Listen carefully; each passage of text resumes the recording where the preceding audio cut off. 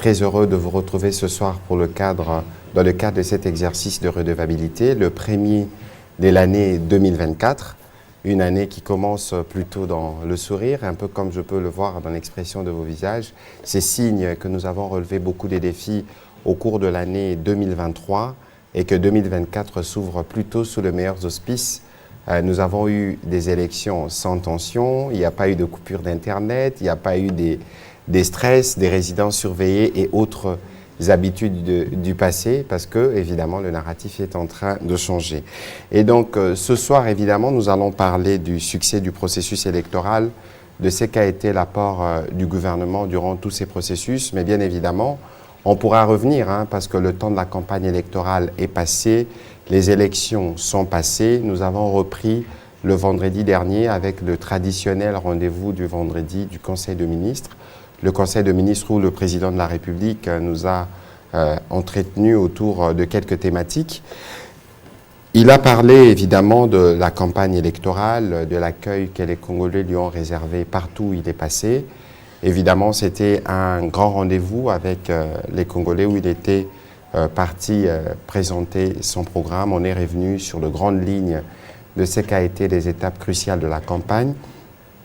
Mais le président de la République aussi est revenu sur ces cas malheureux que nous avons tous vus dans le Kasaï de cette dame qui s'est faisait molester publiquement, en rappelant qu'il est hors de question que d'aucune manière nous puissions recourir à la violence sur quelqu'un pour ses opinions politiques, parce qu'en démocratie, il faut accepter le fait que d'autres peuvent avoir des opinions qui sont différentes des nôtres. Évidemment, il est revenu aussi sur les affaires de l'État, parce qu'on n'en a pas beaucoup parlé ces derniers mois. Peut-être que Jordan Maïniki n'y a suivi, comme il est très branché sur des questions économiques, le passage de la 5e revue du FMI et les fonds additionnels qui sont arrivés dans ces cadres. Le Premier ministre, chef du gouvernement, a eu aussi l'occasion au cours de ce Conseil de ministres de revenir, évidemment, non pas pour féliciter les présidents, mais pour saluer la tenue de la campagne électorale qui s'est plutôt déroulée de la meilleure de manière avec toute cette mobilisation autour. Mais vous savez, vendredi dernier, nous étions tous en train de suivre ce qui se passait autour de Kadima, M. Kadima, au centre Bossolo, où nous suivions l'évolution de la publication partielle des résultats. Et ça nous donnait déjà plus ou moins une indication de ce qui est arrivé le 31 décembre dernier. Mais dans son intervention, le Premier ministre est revenu sur quelques points sur lesquels nous sommes penchés, nous les gouvernements. Vous savez que nous observons une période de crues et de fortes précipitations et que plusieurs parties du pays, en tout cas qui longent le fleuve Congo, même ici à Kinshasa, connaissent des crues qui occasionnent à certains endroits des inondations, des glissements de terrain qui aillent dans les Kananga, dans le Kasaï central à Kananga principalement. C'est des sujets d'alerte sur lesquels le Premier ministre travaille plutôt régulièrement. Vous savez que la CAN commence bientôt. C'est aussi un sujet sur lequel on s'est penché. Et dans les mêmes esprits, il y avait la question de l'approvisionnement en carburant dans la Tchopo en province orientale. Il y avait, le prix du carburant a été passé, je pense, à 20 000 francs. Aujourd'hui, il est à 6 000 francs. Parce qu'évidemment, autour du vice-premier ministre, ministre de l'économie, Vital Kamerhe, il y a eu un travail qui est étroit qui a été fait notamment avec les pétroliers. Ils ont pu trouver un accord, parce que vous savez qu'il y a la question du manque à gagner.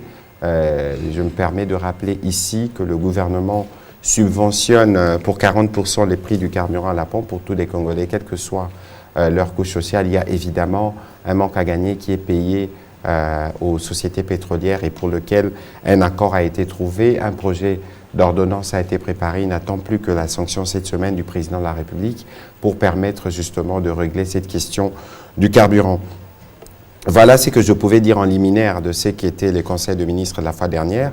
Maintenant, je voudrais revenir un peu, faire quelques commentaires sur le processus électoral. J'espère que vous tous, vous avez reçu les communiqués que nous avons publiés hier, qui donnait la position du gouvernement après ces processus électoraux. Évidemment que nous avons salué la publication dans les délais convenus par la Commission électorale nationale indépendante des résultats provisoires de l'élection présidentielle. Le gouvernement a félicité le peuple congolais pour sa participation au processus électoral et sa maturité en ayant choisi librement son président de la République au cours des scrutins du 20 décembre 2023. Nous avons aussi féliciter la commission électorale indépendante qui, malgré les énormes défis et les différents challenges, a relevé le pari de la tenue des élections libres, démocratiques, transparentes, inclusives et apaisées et dans les délais constitutionnels. En attendant la proclamation des résultats définitifs par la Cour constitutionnelle, le gouvernement a félicité le président de la République, chef de l'État, pour sa brillante élection. Et par la même occasion, le gouvernement a salué la participation sans aucune forme d'exclusion de tous les autres candidats à la présidentielle de 2023. Il encourage les différents candidats lésés à recourir aux voies légales pour toute contestation éventuelle des résultats. Nous avons noté aussi avec satisfaction l'engagement de la Commission électorale nationale indépendante à traiter tous les cas litigieux qui ont fait l'objet des dénonciations durant les processus en cours. Et puis le gouvernement a invité les Congolais, et c'est ce qui s'est passé, à célébrer dans le calme cette belle fête de la démocratie qui vient consolider nos efforts communs pour la construction d'un État fort, prospère et solidaire. Nous sommes tous en attente de la suite de la publication des résultats par la Commission électorale nationale indépendante, et un communiqué venait de nous parvenir ce soir pour dire qu'il y avait un report et que la CENI pourrait éventuellement nous fixer le jour de la publication de ce résultat. C'est compréhensible parce que vous avez suivi qu'il y a un besoin aujourd'hui au sein de l'opinion d'évacuer tous les cas litigés qui ont été relevés ça et là à travers la République, mais des cas qui ne pourront nullement impacter les résultats finaux de l'élection présidentielle. Je les disais en liminaire, un peu en blaguant, mais vous avez noté comme moi que le processus électoral qui connaît, en tout cas qui est dans sa phase d'atterrissage, le processus électoral de 2023 est très différent des processus précédents. Lorsque vous regardez les efforts qui ont été mis, notamment en termes de transparence, je vous parle parce que moi-même je suis co-rédacteur de la loi électorale, la CENI, la manière dont la CENI a communiqué sur les résultats des présidentielles, nous espérons que sur les sites, comme cela a été dit, ils publieront les résultats bureau de vote par bureau de vote pour nous permettre justement de répondre à ces besoins de transparence. Les résultats des élections ont été publiés dimanche en journée, dans une journée ordinaire, sans pression, sans tension, sans coup de feu. Ça vaut la peine de les mentionner parce que nous tous, nous avions assisté aux différentes publications des résultats. Moi, en 2006, je faisais les débats électoraux à Sainte-Anne. On y a passé la nuit. L'abbé Malouma lui est revenu en char de combat. C'est pour vous dire que nous sommes en train, progressivement, de consolider la marche vers notre démocratie. Évidemment, on ne peut pas relever le fait qu'il y a eu des difficultés, notamment d'ordre logistique, le fait qu'il y a eu des problèmes dans quelques coins de la République, dus pour certains cas à l'incivisme de certains, et c'est pour ça qu'on espère que la CENI pourra à son tour sanctionner. Mais vous avez vu qu'il y a eu une grande mobilisation, y compris de vous les médias, dans la couverture de cette campagne et de toute cette question électorale. Pour nous, comme gouvernement, nous sommes fiers d'avoir coécrit l'histoire avec toutes les parties prenantes de la CENI, l'histoire de cette élection qui consacre pour la première fois dans l'histoire un plébiscite, parce que le président de la République a été élu à 73%. Il a été élu par tous les Congolais de tous les 4 coins de la République démocratique du Congo. C'est un scrutin qui finalement avait des allures des référendums. Et nous encourageons ceux qui contestent à utiliser les voies légales justement pour nous permettre de faire croître notre démocratie, parce que le champion de la rue est connu, il s'appelle Félix-Antoine Tshisekedi Tshilombo. Toutes les rues de la République démocratique du Congo ont montré que c'était leur champion. Et donc il est hors des questions de penser recourir à la rue pour obtenir ce que le peuple devait donner à travers les urnes. Et au terme justement de la journée du 31 décembre où tous nous étions au QG de la team Fachi20, où nous avons suivi la publication de ce résultat, le président de la République a eu l'occasion de dire ses premiers mots aux Congolais après sa réélection. Je vous invite à suivre cet extrait qui a été préparé par nos équipes techniques et nous pourrons revenir évidemment pour la série de questions et des réponses. À celles et ceux de nos compatriotes qui n'ont, pour une raison ou pour une autre, pas porté leur choix sur ma personne, je tiens autant à les rassurer de l'exercice de leur droit le plus légitime qu'à les gratifier de mon respect quant à ceux, tout en rappelant que le chantier du Congo est grand et que du choc des idées jaillira la lumière. Réélu président de tous les Congolais et symbole de l'unité nationale, j'aimerais par ces mots vous rappeler, chères Congolaises et Congolais, qu'indépendamment de nos considérations et visions aussi distinctes qu'elles puissent être, que le Congo a besoin de la contribution de toutes ses filles et de tous ses fils.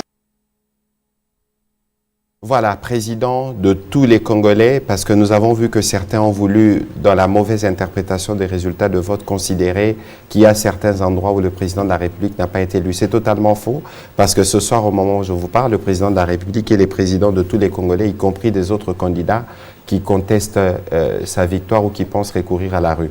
Et donc, le jeu démocratique a parlé, il faut que tout le monde puisse y souscrire. On va commencer cette série de questions avec M. Liévin de Zolo.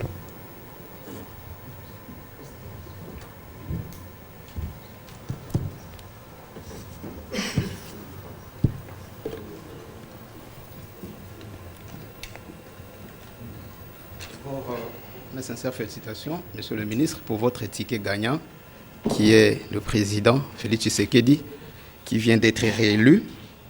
Ma première question, c'est celle-ci. Comment la République démocratique du Congo, ou votre gouvernement, a accueilli les félicitations du président kenyan, William Ruto, quand on sait qu'il y a des tensions diplomatiques entre les deux pays et que la réaction de ces derniers n'a pas plu à Kinshasa, qui lui demande beaucoup plus d'explications quant à la question du Cornet Nanga. La deuxième question, c'est peut-être en dehors du cadre électoral, c'est concernant le déploiement des forces de la SADC, aujourd'hui marqué par la présence des casques bleus des Nations Unies sur le terrain au Nord Kivu, dont le mandat a d'ailleurs été prolongé d'un an. Et par contre, l'article 53, alinéa 1er de la Charte des Nations Unies, dispose qu'aucune action coercitive ne sera entreprise en vertu d'accords régionaux ou par des organismes régionaux sans l'autorisation du Conseil de sécurité des Nations Unies. Alors, pouvez-vous nous dire aujourd'hui que le mandat de cette force est offensif? Écoutez, sur cette question spécifique du déploiement de la force de la SADC, nous aurons l'occasion de revenir dessus avec le ministre des Affaires étrangères ou le ministre de la Défense éventuellement. Comme ça, nous pourrons aller dans le détail. Ce soir, nous avons voulu faire un focus sur le processus électoral. Je ne saurais donc pas vous donner de réponse à ces propos. Et sur votre première question, comment on a accueilli les félicitations du président kenyan? Écoutez, il y en a eu 15 ou 16 ou 17, et il y en aura encore au fur et à mesure que les jours vont passer. Le président de la République a été élu avec 73% par les Congolais. C'est d'abord la volonté ou la légitimité des Congolais qui compte au-delà de tout. Et donc pour nous aujourd'hui, c'est d'abord saluer et remercier les populations congolaises qui se sont mobilisées massivement pour le voter, mais que par suite, c'est d'usage diplomatique. Ça ne dépend pas des questions qui peuvent nous froisser pour le moment. C'est à ce titre sûrement que le président kenyan, comme les autres présidents, ont adressé des messages de félicitations au président de la République. C'est les signes que notre démocratie est bien perçue aussi dans la région comme dans le monde, parce qu'aujourd'hui, la République démocratique du Congo, c'est les plus grands pays subsahariens, et vous avez 44 millions d'électeurs qui étaient attendus, on a eu à peu près 18 ou 20 millions. C'est énorme, ça représente 3-4 fois la démographie de certains pays en Afrique, et donc il est important que l'exemple de la République démocratique du Congo puisse être noté, puisse faire l'objet justement de ces messages de félicitations, parce qu'organiser des élections relève d'un grand défi. Alors, pour ce qui concerne les questions diplomatiques, nous aurons évidemment l'occasion d'y revenir, parce que le président de la République nous a dit en Conseil de ministres que nous devons continuer de travailler. Et nous allons travailler jusqu'à la remise et reprise avec le prochain gouvernement. Ici, les tâches du gouvernement sont connues, les priorités sont connues. J'ai relevé quelques points tout à l'heure lorsque je parlais de l'intervention du Premier ministre. On va rester dans cet esprit. Voilà. On va prendre les questions de Madame Ekambo.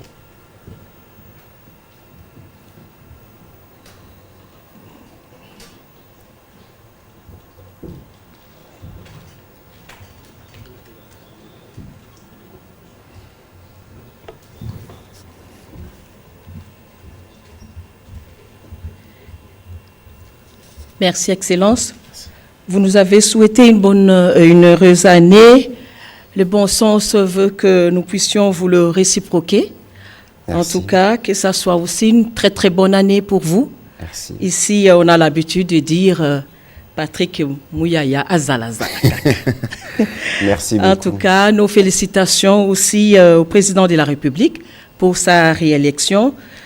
Ici, je m'en vais directement parler de ce que nous avons vu pendant les élections. Et vous l'avez signalé que même le président de la République en a été choqué. Qu'est-ce qu'on a vu? On a vu des femmes molestées. Moi, j'en ai vu 2. Vous avez parlé d'une femme et ça nous a vraiment choqués. Alors, l'intolérance qu'on a observée au chef des jeunes, parce que quand on regarde ces vidéos, la plupart de ces personnes sont des jeunes. Est-ce que ces jeunes n'auraient pas été... est-ce qu'il y avait un mot d'ordre qui a poussé ces jeunes à commettre de telles bévues, pas seulement à l'endroit des femmes, mais on a vu aussi cette intolérance au niveau de choix des candidats. Est-ce qu'ils ont reçu un mot d'ordre ou peut-être on peut attribuer ces comportements à une peut-être déchéance de la jeunesse? Une forme d'incivisme, c'est ce que nous avions dit tout à l'heure. Et si vous regardez le compte-rendu qui a été publié, le président de la République a été très très clair à ces sujets. Il est nullement question de donner une quelconque forme de mot d'ordre pour commettre des actes de violence et de tolérance. Nous savons tous que la période de la campagne électorale est une période qui est pleine de tensions. Je veux vous lire un extrait de ce qu'a dit le président de la République justement à ses propos. Il disait « de l'inadmissibilité des actes d'intolérance et des traitements dégradants envers les femmes ». Dans la conclusion de son propos, ayant fait le choix de la démocratie consacrée dans notre Constitution et compte tenu des implications qu'elle revêt, le président de la République a appelé le peuple congolais à garder à l'esprit l'importance du respect de droits fondamentaux dévolus à chacun de citoyens et à veiller à ce que la tolérance et les respects mutuels puissent toujours transcender les débats électoraux et politiques. Ici, c'est bien clair. J'ai eu le temps de le relever sans ambiguïté lorsque j'ai eu l'occasion de rencontrer vos confrères de la presse internationale, parce que certains d'entre eux ont été ciblés. Pascal Molegwa, qui est avec nous, lui-même a été particulièrement touché par des cas de ce type. Il est hors des questions, et le président de la République a dit, et les services compétents sont en train de travailler dessus pour mettre la main sur ceux qui ont été derrière tous ces actes, en tout cas qui ont été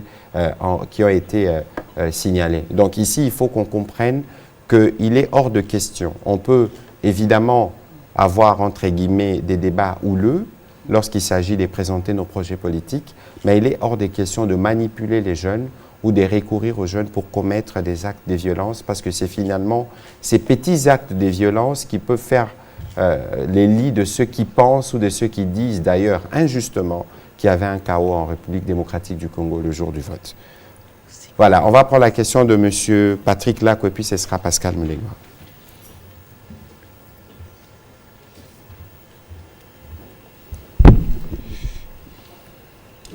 Heureuse année à vous, Monsieur le ministre Mouyaya. Merci. Quand même, un bon nombre de questions, mais permettez-moi de résumer même à 2 ou 3.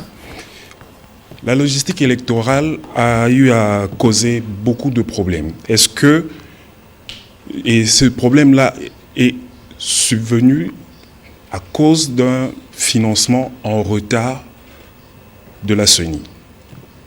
Le gouvernement a financé les élections et ce financement-là a eu de retard, ce qui a causé ce grand retard en termes logistiques. Est-ce qu'il y a eu des dispositions qui ont été prises au gouvernement national pour corriger cela, puisque, vous vous souviendrez ici, plusieurs questions ont été posées au ministre des Finances sur ce retard de ces décisions en termes de financement des différents projets. Puisque si on fait un regard en rétro sur tout ce qu'il y a eu comme problème de financement, vous verrez qu'on a accusé, à tort ou à raison, le ministre des Finances de bloquer des choses. Et la CENI a aussi relevé cela. Il y a eu même une polémique entre les deux Kazadi. Est-ce que le gouvernement a eu à donner des solutions à cela? Écoutez, sur cette question, avant que vous ne puissiez continuer, il y aura évidemment une évaluation qui va être faite. Mais la CENI est une structure indépendante qui dépend, parce que la CENI, la CENI génère sûrement de revenus, mais qui sont réservés au trésor public avec les différentes cautions payées par les candidats. Mais la CENI ne fait pas de commerce, entre guillemets. La CENI dépend du financement du gouvernement. On travaille suivant un plan. Et il est évident que lorsque vous organisez une élection dans un pays comme la République démocratique du Congo, vous faites face à des besoins qui sont complexes en termes de logistique. Je le disais, vous avez suivi que le président Kadima a dit qu'il y avait 101 000 candidats. C'est plus du double de l'addition de tous les candidats des élections de 2006, 2011 et 2018. Ça, c'est aussi un aspect qui rend le processus complexe. Et puis, évidemment, nous sommes en saison de pluie, où vous avez des zones dans certaines parties du pays où la logistique est difficile. Et donc aujourd'hui, comme au terme de tout processus électoral, il y aura évidemment d'évaluation dans les différents cadres prévus pour tirer des conséquences et voir ce qui peut être amélioré. Ici, il y avait un souci principal parce que nous avons vu tout surgir les débats entre guillemets sur la légalité. Est-ce qu'on pouvait autoriser les Congolais à voter le jour d'après ou pas? Mais posons-nous la question. Lorsque, pour la première fois, on doit voter les conseillers municipaux, Monsieur Patrick Lacoué, combien de minutes avez-vous fait dans les bureaux de vote si vous avez voté? 5. 5 minutes. Alors, dans un bureau de vote, on attendait à peu près 680 électeurs normalement, et puis 70 bulletins en plus pour les journalistes et toutes les personnes qui votent avec dérogation. Ça fait 750. Si vous devez faire un petit calcul, 750 x 5, ça vous fait 375. Et donc, vous ajoutez 3750 minutes. Vous divisez par 24, ça vous donne le nombre, par 60, ça vous donne les nombres d'heures. Vous voyez que avec le nombre de minutes fait par électeur, même si la CENI avait prévu 11 heures par bureau, on ne serait pas en mesure de terminer, même s'il y a 300 électeurs. Vous voyez, sont 300 électeurs, fois 5 minutes, ça fait 1500 minutes. Lorsque vous divisez 1500 ça vous donne à peu près plus de 20 heures. Ça vous donne presque un jour de vote. Et donc, il faut comprendre aussi les processus en lui-même par rapport à l'étendue du pays. C'est pour ça qu'il est important de tirer les conséquences de ces processus. Et que, pourquoi pas, on envisagerait dans la prochaine loi électorale d'étaler l'élection sur 1 ou 2 jours, premièrement. Deuxièmement, il y avait un principe. On disait 11 heures en fonction de l'heure d'ouverture de bureau. Et c'est la même situation qui a prévalu dans certaines provinces, où les votes ont commencé même un jour d'après. Ici, il y avait un souci principal, au-delà de ces difficultés que nous connaissons du fait justement de la complexité du pays, mais il fallait que les Congolais votent. Parce qu'il y a un débat qui surgit, bon, on n'avait pas le droit, mais comment alliez-vous faire pour gérer et contenir tous ces Congolais qui sont venus parfois, après 10 ou 12 heures sans voter, et n'ont fait montre d'aucun signe de colère ou de frustration, allant dans le sens de se battre ou de créer justement ce qu'on aurait voulu qu'on appelle chaos. Vous voyez, tout ça, c'est des conséquences que nous devons tirer par rapport au processus futur. Mais ici, il faut considérer qu'il y avait une volonté claire de laisser voter tous les Congolais. Merci, Excellence. Permettez-moi de finir par là. Oui, c'est que... Allez-y, s'il vous plaît. 5 années, ça passe vite. Est-ce que, dans ce que vous avez eu comme échange avec le chef de l'État ces derniers jours... Au cours du Conseil des ministres, principalement. Est-ce qu'il a déjà réfléchi sur son dauphin, puisqu'il entame son... S'il vous plaît. S'il vous plaît. Et pour finir, là, c'est à vous directement. Et c'est à vous directement. Vous avez prôné le changement de narratif. Votre appréciation sur la communication globale de cette campagne électorale. Merci. Écoutez, j'aurais vraiment du mal à donner un avis qui pourrait être considéré par certains comme objectif, parce que moi-même, j'étais dans l'ambiance de ce qui se faisait. Ici, il faut remarquer que notre démocratie a évolué. On était dans un... Il y a eu plusieurs fois ici des débats, on disait que des candidats seraient exclus. Mais on a fait une élection sans exclusion aucune. Tous ceux qui ont aspiré à devenir candidat président de la République et qui avaient les moyens le moyen exigé l'ont été. Tous ceux qui avaient les moyens de battre campagne l'ont fait. Personne n'a été empêché d'aucune manière. Tout ce qui était en mesure de faire la couverture, des journalistes qui venaient de l'étranger, parce que nous, on a vu des journalistes qui venaient ou certains qui venaient avec des équipements le plus sophistiqués, parce qu'on pensait qu'Internet serait coupé, on pensait qu'on serait dans des situations sécuritaires difficiles. Beaucoup ont déchanté. Et c'est une belle leçon que nous tous, nous avons administrée.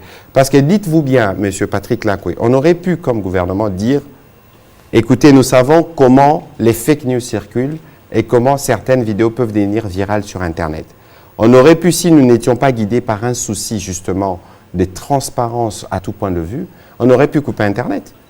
À défaut de les couper, on aurait pu recourir à des moyens technologiques pour raccourcir ou ralentir la vitesse des connexions. Mais pourquoi pensez-vous que cela n'a pas été fait? Parce que nous, on voulait la transparence, on n'a rien à cacher. Les difficultés, fort malheureusement, on fait plus attention à ce qui ne marche pas.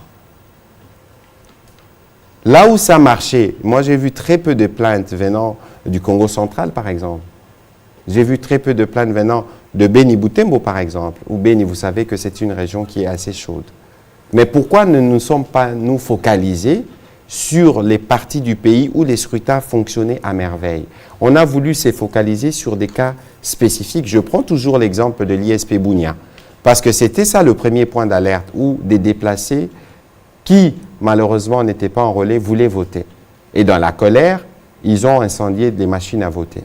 Mais le même jour, le gouverneur militaire que j'ai eu au téléphone s'est organisé avec la CENI pour que le compatriote de cette partie du pays puisse voter. Est-ce que les gens sont revenus derrière pour dire, voilà, ce qui s'est passé à Bunia, on a corrigé? Voyez un peu. Donc, il y a tous ces éléments des décors, mais il faut considérer que l'essentiel a été fait. Pour ce qui concerne votre première question, écoutez, il faudra poser la question au président de la République, sûrement, mais ici, le président nous a dit que nous, comme gouvernement, on doit s'assurer que nous travaillons encore avec plus d'assiduité pour éviter de donner des signaux, comme certains peuvent le penser, des relâchements, et d'autres pensent, bon, le gouvernement démissionnaire, peut-être que certaines personnes sont pressées de nous voir partir, mais évidemment, nous partirons le moment venu. Il y a eu des élections, on attendra qu'il y ait le bureau, la publication d'abord des résultats provisoires des élections législatives. Après la publication des résultats des élections législatives, il y aura sûrement plus tard une convocation d'une session extraordinaire à l'Assemblée nationale. Et puis, il ne faut pas oublier que le Parlement, au sein duquel le gouvernement tire ses racines, est composé de l'Assemblée nationale et du Sénat. Peut-être qu'il faudra parachever tous ces processus. Mais quoi qu'il en soit, notre détermination autour du président de la République reste la même, de travailler dans l'urgence et dans la diligence pour répondre aux préoccupations des Congolais. On va prendre les questions de M. Pascal Moulégois. Monsieur le ministre, vous nous parlez des succès du processus électoral, mais cet après-midi, la CENI a annoncé le report de la publication des résultats provisoires des législatives nationales et provinciales. C'est quand même le tout premier report depuis le début de ce processus électoral. Tout à fait. Ce qui n'a pas été le cas pour les résultats à la présidentielle. Surprise pour ceux qui pensaient que les résultats publiés provenaient quand même d'une compilation. Cette décision de la CENI est-elle de nature, monsieur le ministre, à rassurer les parties prenantes dans un climat où il y a des soupçons mutuels des fraudes massives? Deuxième question, l'Union européenne a galéré pendant plusieurs mois pour faire accréditer son ambassadeur ici en RDC. C'était durant la période préélectorale. On se rappelle même en 2018, il y a toujours des tensions entre Kinshasa et Bruxelles à la veille des élections. Et subitement, après la publication des résultats, c'est avant midi, le VPM des Affaires étrangères a reçu la copie, l'accréditation de cet ambassadeur. Qu'est-ce qui justifierait en fait ces temps morts, 3-4 mois pour accréditer un ambassadeur? Bon, tout à l'heure, je vous ai dit que le VPM viendrait ici pour parler notamment de questions de la SADC. Ce sera peut-être l'occasion pour lui de donner des réponses à ses propos, parce qu'il y a toujours un processus d'accréditation qui suit son cours. Je n'ai pas été au détail de fait de ce qui concerne cet ambassadeur de l'Union européenne, mais vous savez que l'Union européenne est une institution partenaire. Il n'y a pas un mois, et d'ailleurs, il n'y a pas 1 ou 2 mois, le Premier ministre était parti avec plusieurs collègues du gouvernement participer à une grande conférence de l'Union européenne. Il y représentait les présidents de la République, donc il n'y a pas des nuages entre nous et l'Union européenne. Il peut y avoir des questions, notamment lorsqu'il s'est agi du déploiement de la mission d'observation. Il y a des questions, des détails qui doivent être fixés avec des services, et lorsque ces détails ne se font pas ou ne se font pas dans le temps convenu, ça peut avoir des conséquences, mais il y a, à mon avis, pas de matière à dramatiser sur toutes ces choses. Alors, vous parlez de fraude massive, encore qu'il faut être en mesure de le prouver. Et j'apprécie justement ce que vous dites, parce que c'est la preuve que vous suivez avec nous, qu'au-delà de toute polémique et de tout ce qui se dit, la Commission électorale nationale indépendante a travaillé un peu comme Mme Bintou l'avait dit sur ces mêmes podiums, que toutes les étapes prévues par la CENI ont été respectées. Et je ne suis pas à la place de la CENI pour répondre sur les motivations, mais on peut préjuger déjà de quoi il est question. Parce que nous sommes dans une élection à seuil, que ce soit au niveau national, que ce soit au niveau provincial. Il y a eu des soupçons, évidemment, de fraude, comme vous le dites, mais il y a eu des dénonciations qui ont été faites au niveau de la CENI, où il existe une commission.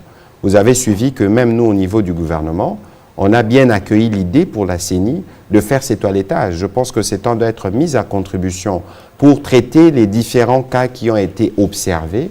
Là où il y a eu évidemment de flagrance, il y a, dans ce que j'ai entendu de la CENI, qu'il y a même possibilité d'annuler certains scrutins dans certaines zones.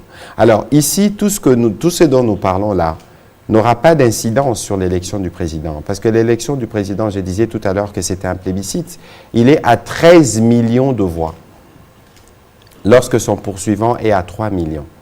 Et donc, nous tous, nous avons noté la dynamique qu'il y avait ces 20 décembre. Il y avait comme une forme de Fachimania à travers les Congos. Et d'ailleurs, vous avez suivi à ces propos la mission de l'ECC et de Senco, qui était particulièrement entendue sur ces rapports.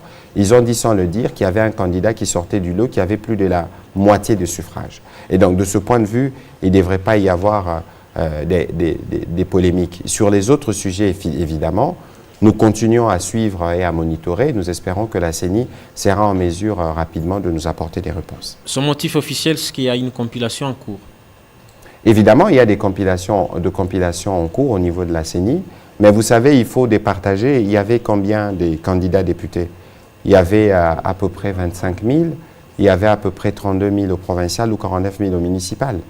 Mais tout ça, c'est compliqué parce qu'il faut prendre le 1 de tout le monde, de tous ceux qui ont pu avoir une voix, parce que c'était important, une voix dans un bureau, et réussir à dégager les partis qui auront atteint les seuils au niveau national, au niveau provincial, ensuite voir comment on fait l'attribution de sièges. Il y a des génies sans doute qui travaillent à la CENI, nous espérons que dans les meilleurs délais, ils publieront les résultats. Merci, on va prendre Dadi Songo, et puis ce sera Jacques Moulouba.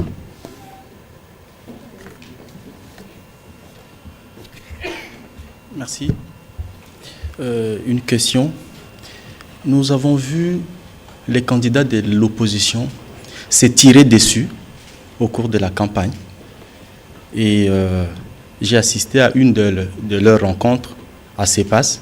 Là, tous, ils se sont mis ensemble désormais pour dénoncer ce qu'ils ont appelé chaos électoral organisé avec de fraudes.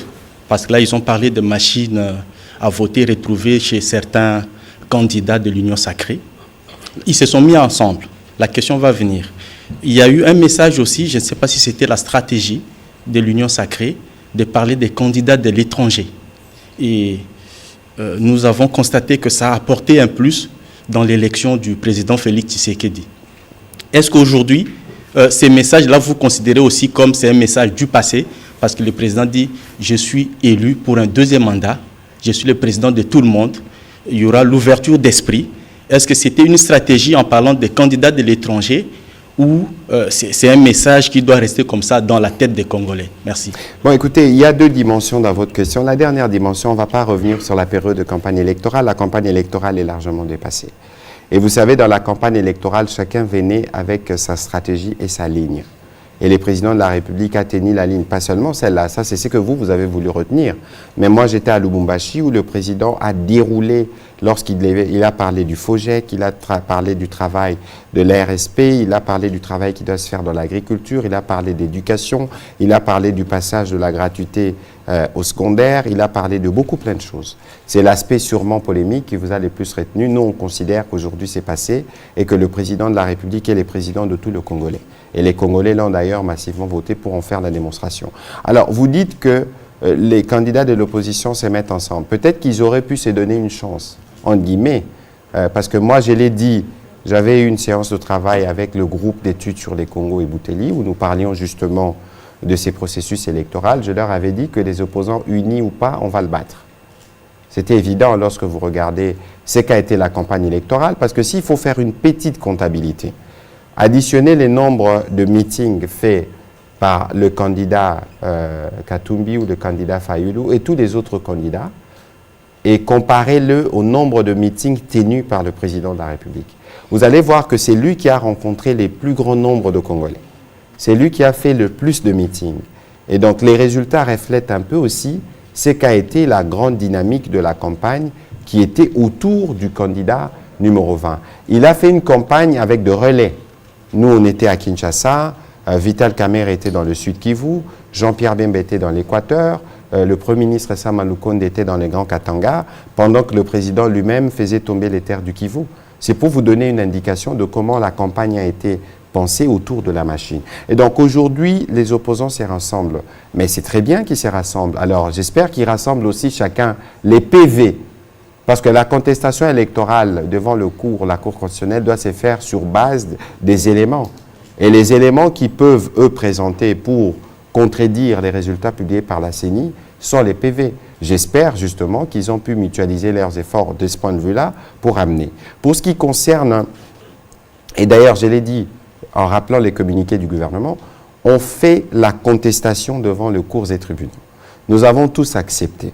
Et d'ailleurs ici, il faut relever le caractère républicain de certains candidats. Vous avez vu par exemple Constant Moutamba féliciter les présidents de la République. Vous avez vu Adolphe Mzito le faire et d'autres candidats, dont je n'ai pas les noms. Si les autres ont choisi de ne pas être fair-play, mais ils doivent regarder alors les signaux. Parce qu'il y avait la première question d'Eliévin tout à l'heure sur les réactions qui viennent. Toutes ces réactions qui viennent spontanément, vous pensez qu'elles viennent pourquoi?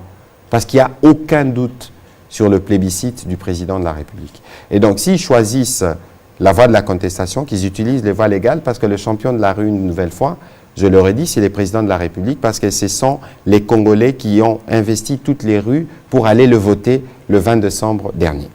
Voilà. Jacques Moulouba. Je reviens par ici pour clôturer. On a encore 10 minutes.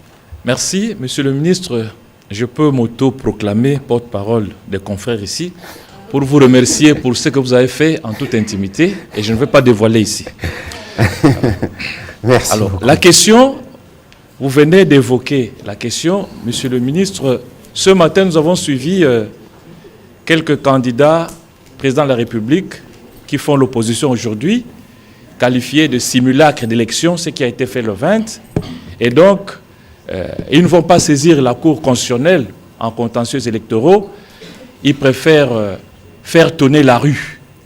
Vous avez évoqué tout à l'heure. Et aussitôt, d'aucuns pensent que ce briefing, ça serait peut-être une réponse du berger à la bergère par rapport à ce qu'ils ont annoncé. Alors la question arrive. Quelle est la stratégie mise en place par le gouvernement pour contenir la rue? Puisque vous dites que la rue, ce n'est pas le monopole. Alors, le gouvernement va faire quoi exactement pour contenir? Tout à l'heure, cher Jacques, d'abord, merci pour ce que vous avez dit tout à l'heure. Ça, c'est la cuisine interne. Et d'ailleurs, bientôt, je pense qu'on va organiser une cérémonie d'échange de vœux pour être sûr que nous avons consolidé nos liens. Alors, d'abord, ces briefings, c'est un briefing hebdomadaire. C'est dans notre tradition. On aurait pu le faire hier, mais hier, c'était le jour de l'an et c'était un jour particulier pour moi. Mais on ne pouvait pas, c'était l'anniversaire de ma fille, donc on ne pouvait pas faire un briefing le 1er janvier. On l'a fait aujourd'hui. Vous savez, nous, de coutume, on n'a pas besoin de répondre à l'opposition parce que nous faisons le travail de l'État. Ici, le vice-premier ministre et ministre de l'Intérieur, vous avez déjà dit. Et les voies légales sont les voies qui sont conseillées. Parce que lorsque vous choisissez la rue, je vous dis qu'il y a déjà un champion. Parce que quelle est l'unité des mesures? J'espère que la RTGA, qui est vue à travers la RDC, a couvert des scènes de liesse qu'il y avait dans tout le Congo. de Lubumbashi à Kisangani en passant par Goma, quelle est la ville où vous n'avez pas vu les gens aller justement dans les rues pour célébrer la victoire du président de la République? Et donc, ceux qui pensent pouvoir y recourir, bonne chance, mais le président de la République lui-même avait déjà dit que c'est les présidents de tous les Congolais, y compris de ceux que ceux-là veulent mettre dans la rue, pour une cause, à mon avis, qui est perdue. Ils veulent des élections, alors ils n'ont qu'à attendre 2028 au prochain processus. C'est en ce moment-là que les élections pourront se faire. Deuxième petite question, Monsieur le ministre. Le président est le président de tous les Congolais, bien sûr, même de ceux qui ont vu leur siège, par exemple, en Mbuji-Mayi, être vandalisé. Alors, qu'est-ce que le gouvernement a fait depuis ce jour-là de la proclamation de résultats jusqu'à aujourd'hui? Il y a une enquête qui est déjà menée par rapport à ça. Je crois qu'au niveau du ministère de l'Intérieur, il y a un travail en cours. Je vous ai relu tout à l'heure les propos du président de la République en Conseil de ministres où il a été clair. Il faut de la tolérance, il faut de l'acceptation. Et donc, il faut qu'il y ait les responsables qui pourront être identifiés de tous ces cas de vandalisme doivent en répondre. Il est hors des questions de porter atteinte, que ce soit physique, que ce soit au bien, à n'importe qui, simplement parce que nous avons des opinions différentes. Il faut éviter de tomber justement dans ces pièges de l'extrémisme parce qu'après les élections, c'est une compétition. Il y en a qui perdent, il y en a qui gagnent. Parce qu'au bout du compte, cher Jacques, ce sont les Congolais qui ont gagné. Vous tous ici, vous n'êtes-vous pas contents de voir qu'on a fait des élections sans stress, sans tension? Vous n'êtes pas contents de voir que notre démocratie arrive à maturité, où on n'a pas eu besoin de passer par des périodes où on dit couvre-feu, où on dit frontières fermées, où on dit, mais tous ces chapitres-là aujourd'hui, c'est le passé. Et donc, nous sommes en train d'aller dans la consolidation. Il faut que tout le monde souscrive à cela. Je présume que les autres le font peut-être de bonne foi. On verra dans le cadre de l'exercice démocratique où on va en arriver. Mais nous, nous considérons que nous avons du travail à faire pour les Congolais. On va s'y activer. On va prendre la question de Rachel Kitita, puis ce sera Enoch Matondo.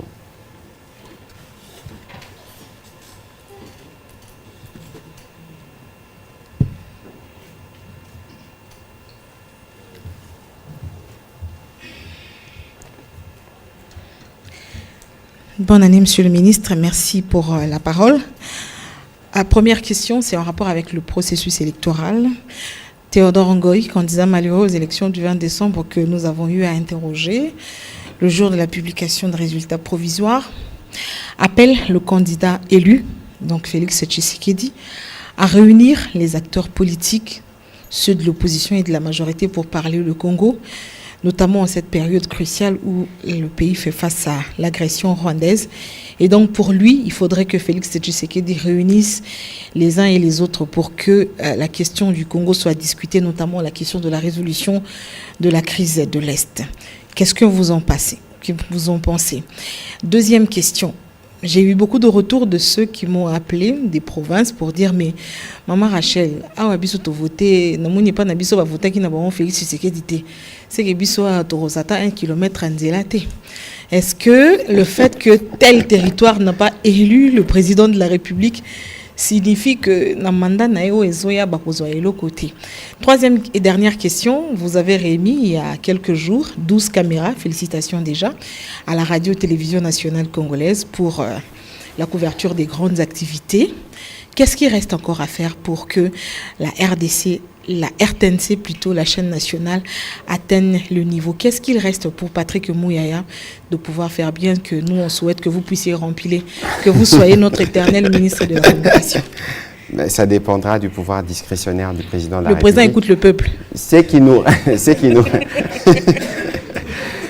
qui nous reste à faire pour la RTNC, parce que sur la RTNC, nous ne travaillons pas seuls. Évidemment, je pense qu'il nous faut un média congolais puissant d'information 24 heures sur 24. Je pense que c'est un chantier sur lequel nous avons déjà commencé à réfléchir. On va continuer à y travailler. Évidemment, il y a toujours des questions qui sont prioritaires, le traitement du personnel, la mise à la retraite. C'est des questions sur lesquelles nous allons nous focaliser. Ici, nous avions pris une responsabilité, m'avait été confiée au gouvernement pour faire justement la modernisation de médias publics qui ne concerne pas que l'ACP, mais la RTNC et le Ronatelsat. Nous avons commencé avec la RTNC et aujourd'hui, vous voyez qu'il y a des efforts notables qui ont été faits.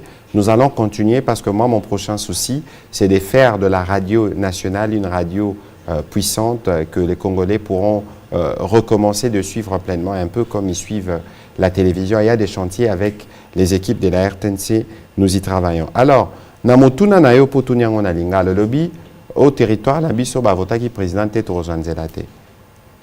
Maman Rachel, Bako Sabinote. Président a 73%. Bisolaire Tobanda qui élection au Tobano zelate tozo à 100%. Parce que dans l'élection, nous sommes à 100% zate. Mais ce que Tali na lobby awa, tozo ngela kaka depuis le processus électoral au Ebandi. Toké en 2006. Élection, premier tour. Président Kabila a 42 ou 44%. Toké en deuxième tour, a 58%, je pense. 2011. Je ne pense pas que le président Kabila a plus de 50% dans l'élection. Toké en 2018. Président Fatia a, je pense, 38%. En 2023, il a eu presque les doubles de 38%. 73%. Et ça, distinction.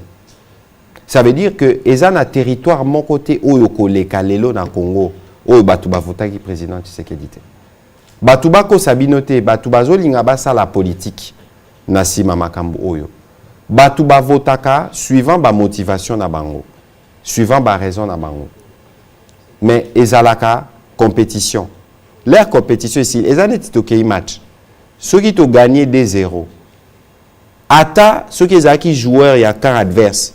Ndache Sakibi contre Kanabango. Est-ce que l'air basara ba statistique Batubaya le bataille joueur tel Ndache Sakitel. Aujourd'hui, ce qu'il faut retenir et c'est le plus important, c'est que le président a été élu partout en République démocratique du Congo. Dans certaines zones un peu plus, dans certaines zones un peu moins, on ne pouvait pas nous attendre à nous à faire 100% partout, premièrement. Deuxièmement, il faut batouba tika politisation. Ah, Tebiso Boete, bah projet au président Zanango, au gouvernement Zanango, et ont concerné bah Congolais nyonso. Même bah candidat au bah lobby bah contester nini, bah projet président Zosale Rozalape pour nabola munabango. Parce que président président bah Congolais nyonso le bah il faut bah tout nyonso batika la na philosophie, pe na esprit wana. Na sisi mituna na yo tout ce na mutuna moko. De côté donc le lobby pour ça la présidence. Bah oana, c'est le président de la République qui va apprécier à son niveau, c'est le président de tous les Congolais. C'est le président qui prend l'unité. C'est lui qui décidera les moments venus s'il doit parler à d'autres compatriotes. Marosolana Bangote, parce que être candidat de la président de la République ne vous confère pas un statut particulier.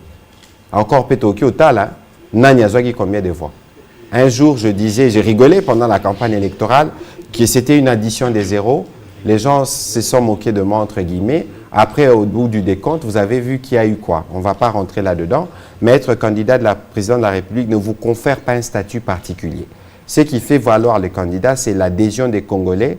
Il y a eu les présidentielles, il y aura les législatives. En ce moment-là, les choses pourront être plus précises sur comment, politiquement, les choses peuvent être faites. Pour le reste, ça dépendra du président de la République. On va prendre les 3 dernières questions pour terminer. J'avais Enoch de ce côté. Et puis, on va finir par Oscar, pour ne pas être responsable du retard du journal. Bonne année, Monsieur le ministre. Merci, Enoch. Ma première préoccupation est celle de savoir, il y a ceci, le président Tshisekedi a été réélu, mais il y a eu une conséquence après la proclamation.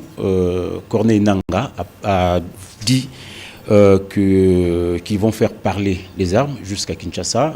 Quelle est la position du gouvernement par rapport à cette vidéo de Corneille Nangaa qui est devenue virale depuis déjà quelques jours? Bon, en ma qualité de journaliste sportif, je voulais juste poser une petite question de curiosité. La CAN commence le 13 janvier, la RDC joue le 17. Et depuis hier déjà, ils sont à Abu Dhabi pour la préparation. Est-ce qu'il y aura un briefing avec le ministre des Sports pour donner beaucoup plus d'informations aux Congolais sportifs? Cela s'impose, hein. Je pense qu'il est en train de suivre. On discutait d'ailleurs ce matin avec Radio Capi à propos, avec Alexandre. Nous, on s'organise pour que la RTNC puisse être en mesure, comme de coutume, de diffuser les matchs. Et je vous ai dit tout à l'heure, dans le point d'alerte sur lequel le Premier ministre s'épanche, il y a aussi les points de la préparation des léopards à cette compétition. Donc, nous ferons de notre mieux pour que nous puissions avoir une meilleure bonne participation. Pour votre première question, les chiens à bois, la caravane passe. Nous savons dans quel type de réforme nous sommes pour notre armée. dans quel type d'effort nous sommes au plan diplomatique. Quoi qu'il en soit, le président de la République avait déjà prévenu, vous l'avez suivi le jour de la fin de la campagne. Et, évidemment, ceux qui veulent s'aventurer, ils auront leur réponse. Jordan Maïnikini. Oscar? Ah, c'était la question, ok. Oscar, on va terminer avec vous. Pour les autres questions, on prendra le prochain briefing. Ou Amen, qui vient pour la première fois. Vous pouvez, Amen, prenez la question de Joël Cadet, vous allez la poser avec la vôtre, s'il vous plaît. Comme ça, on va terminer. Allez-y, Oscar Mbal. Merci, Excellence, pour la parole que vous m'accordez. Un peu comme pour paraphraser à Galawal, de la prison à la présidence, et moi je vais dire de l'exil à la primature, l'opposant Succès Masra a été nommé hier Premier ministre du Tchad. C'est une question d'actualité. L'accord de réconciliation a été trouvé grâce à la médiation aux bons offices du président de la République, Félix Antoine Tshisekedi Tshilombo. Vous, en tant que membre du gouvernement, parce que l'actuel Premier ministre du Tchad, il a 40 ans, il est né en 83, vous aussi vous êtes jeune, comme moi, et je sais aussi que la jeunesse est un état d'esprit. Je l'ai félicité ce matin pour l'occasion. Justement, je voudrais avoir votre commentaire en tant que membre du gouvernement. Mais écoutez, c'est la preuve justement que nous avons une machine diplomatique qui fonctionne. On parlait des diplomaties tout à l'heure. J'ai assisté à la Cité de l'Union africaine à la signature de cet accord historique pour le peuple tchadien, parce que certains pensaient à un moment donné que la médiation piétinait, pourtant les choses se faisaient dans la plus grande discrétion. Et aujourd'hui, la nomination de Succès Masra, un peu comme son nom l'indique, consacre un succès diplomatique pour le président. Le plus important ici pour le président, dans le cas de cette médiation, c'était de ramener autour d'une table le peuple tchadien pour qu'ensemble ils puissent regarder l'avenir de leur pays. J'ai cru suivre récemment qu'il y avait un référendum et donc il y aura des possibilités pour les Tchadiens de pouvoir, dans les jours qui viennent, de se déterminer. Et nous souhaitons donc bonne chance à Succès, le Premier ministre. J'ai eu l'occasion de lui faire un message ce matin à propos. Et donc nous allons continuer de suivre parce qu'il ne faut pas oublier que nous sommes au sein d'une même organisation sous-régionale qui s'appelle CEAC. Monsieur le ministre, une petite question qui me vient à l'esprit. Est-ce que ce n'est pas un piège pour lui en tant qu'opposant en cette période où il y a le référendum? Écoutez, il y a toujours une distance entre ce que nous disons, entre guillemets, lorsqu'on est opposant et la réalité, l'effectivité du pouvoir. Ce n'est pas toujours évident parce que quand vous arrivez aux responsabilités, vous disposez des manettes du pays, vous vous rendez compte que certaines choses que vous disiez à l'époque ne sont pas toujours celles qu'elles sont. Quoi qu'il en soit, avec le président Déby, ils pourront trouver la bonne voie qu'il faut pour le peuple tchadien et le Tchad. Merci. Merci. Alors, Joël Cadet, est-ce que vous avez harmonisé vos questions avec Amen Dimouani? Venez le dire. C'est quand même grave que je n'ai pas de mots pour dire ça. Venez le dire, venez le dire. Alors dites-le rapidement. Amen, restez là, comme ça vous allez prendre, je prends les questions en série pour terminer. Merci, Excellence. Vous l'avez dit et c'est vrai, ça a jubilé dans toutes les rues de la République démocratique du Congo, Kasumba Lessa, Lubumbashi, et ainsi de suite, Kinshasa. Mais à Kabondo Dianda maintenant, ça ne jubile pas. À Kilwa, sur la route Kasenga, il y a certains non-autochtones qui sont en train d'être pourchassés maintenant. À la gare de Luena, que vous connaissez, il y en a qui sont à la gare à l'instant. Quelles sont les dispositions que le gouvernement a prises pour parer à cette situation? Les autres se justifient pour dire non, c'est le comportement des non-autochtones qui les pousse. Oui, ce comportement, on le constate même ici à travers nos amis de la moto. Est-ce que le gouvernement a pris les dispositions, non seulement pour faire face à ces comportements qui rendent les motards un peu au-dessus de la loi, et face à ce que les gens disent, ce sont les réactions comme à Kabondo Dianda. Alors, vous parlez de Kabondo Dianda spécifiquement. Je pense que l'honorable Dani Banza est candidat là-bas. Et il a battu campagne là-bas pour le chef de l'État. Je pense que c'est dans le Olomami. Olomami, oui. Nous y étions d'ailleurs. On a fait 2 à 3 kilomètres à pied avec le président de la République au cours de la campagne électorale. Ici, il faut que les choses soient dites et que les choses soient claires. Je veux revenir sur le passage du président de la République à Likasi ou à Lubumbashi, où le président de la République a dit, en utilisant un proverbe, si vous arrivez à un endroit où les gens dansent à droite, vous aussi dansez à droite. N'essayez pas de danser à gauche lorsque vous arrivez dans un endroit où les gens dansent à droite. Ça voulait tout dire, justement. Autant les Congolais sont libres de circuler et d'aller partout en République démocratique du Congo, autant le minimum voudrait que lorsque vous arrivez dans une telle zone, que vous puissiez vous accoutumer à ce que les autres ont comme tradition. C'est l'essence du message que le président de la République a porté, justement parce qu'il y a ceux qui veulent profiter de ces climats pour réveiller des sentiments, entre guillemets, sécessionnistes. Le Congo est un, et il restera un après cette élection. Le président de la République, nous avons été dans toutes les parties que vous avez, dont certains ont été mentionnés ici dans les Grands Katanga. Nous savons qu'il y a des personnes qui veulent tirer de ficelle parce que, malheureusement, politiquement, ils n'ont pas réussi le combat électoral. Mais ici, il y a une mise en garde qui a été faite. Le ministre de l'Intérieur, le vice-premier ministre, a séjourné. D'ailleurs, le jour où nous faisions les briefings avec lui ici, c'est le jour où il partait en tournée dans le Grand Katanga pour essayer de discuter avec les autorités et prendre des dispositions pour contenir justement ceux qui, de mauvaise foi, pensent pouvoir surfer sur des questions qui peuvent être réglées différemment pour atteindre leur fin politique. Ici, c'est une exhortation qui est faite à tout le monde. Le président de la République lui-même l'a dit, c'est le président de tout le monde. Et j'ai dit tout à l'heure en répondant à la question de Mme Rachel qu'il n'y a aucun coin du territoire national qui sera oublié. Lorsque nous étions à Kamina, le président de la République a parlé du désenclavement. Il y a des engins, des tracteurs qui sont déjà arrivés et qui travaillent. Pensez-vous que ce travail-là va s'arrêter? Ou vous pensez que le travail qui a commencé dans tous les territoires dans le pays vont s'arrêter simplement parce qu'il y a des gens qui veulent faire croire que le président n'a pas été voté là-bas, entre guillemets? Non. Ici, c'est une mise en garde sévère contre ceux qui veulent s'aimer la division. Ici, il y a un principe, tout le monde doit s'aligner sur la tradition ou sur les coutumes d'où vous allez, suivant la recommandation qui avait été faite par le président de la République. De toute évidence, le ministre de l'Intérieur et ses services, ainsi que les gouverneurs de province, sont vigilants sur ces questions. S'il y a du nouveau, on pourra venir évidemment vous donner. Mais ici, il faut que tout le monde le sache, que la République démocratique du Congo doit rester une et indivisible. Et le président de la République qui est le garant du bon fonctionnement des institutions et de toutes ces questions, s'en assurera personnellement chaque fois que cela sera de besoin.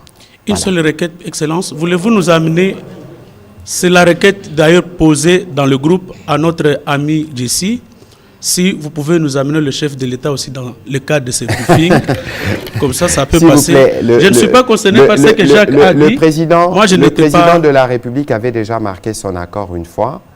Malheureusement, son agenda était compliqué. Les moments venus, nous pourrons convenir avec ses services si le président doit répondre à des questions. Vous avez vu qu'il a terminé sa campagne électorale en répondant à des questions sur Top Congo. Ça veut dire que le président de la République n'a rien à craindre, rien à cacher et il est prêt à tout moment pour répondre à son devoir de redevabilité pour dire aux Congolais ce que nous faisons. Et cela se fera dans les formes qui seront convenues. Amen, on termine par vous, s'il vous plaît. Monsieur le ministre, merci beaucoup. Une question, monsieur le ministre. Quand est-ce que dans ces pays, l'opposition pourra manifester sans qu'il y ait forte répression, monsieur le ministre? Ça qui est? Sans qu'il y ait forte répression. Qu'entendez-vous par forte répression, justement? Parce que lorsque vous dites vous allez manifester, nous avions tous vu les événements de mai de l'année dernière, où il y a des enfants qui ont été mis sur la ligne des fronts, utilisant des armes blanches contre la police. Quelle réponse vous voulez avoir lorsque vous pensez qu'une manifestation qui est censée au départ être pacifique, mais qui cache une violence qui était planifiée? Qu'est-ce que vous souhaitez avoir? On a vu aussi la réaction de la police, très brutale, monsieur le ministre. Qu'est-ce que vous souhaitez avoir? Ce que je veux vous dire, ce n'est pas une confidence, mais on n'y fait pas très attention. On appelle la police, en d'autres termes, force de l'ordre. Malheureusement, lorsque vous faites intervenir la force, il y a des risques que ça casse.